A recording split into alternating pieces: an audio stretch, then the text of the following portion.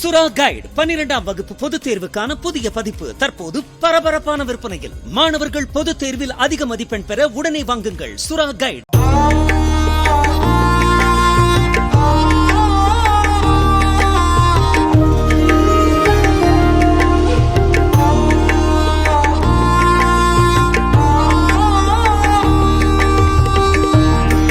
தொடர் விடுமுறை காரணமாக இலவச தரிசன வரிசையில் 24 மணி நேரம் காத்திருந்து திருப்பதி ஏழுமலையானை பக்தர்கள் தரிசனம் செய்தனர். வைகுண்டம் காத்திருப்பு வளாகத்தில் உள்ள 32 அறைகளும் நிரம்பி பக்தர்கள் சுமார் 4 கிலோமீட்டர் தொலைவிற்கு வரிசையில் நின்றனர். 300 ரூபாய் டிக்கெட்டுகளை முன்பதிவு செய்த பக்தர்களும் சுமார் 3 மணி நேரம் காத்திருக்க நேரிட்டதாக கூறப்படுகிறது.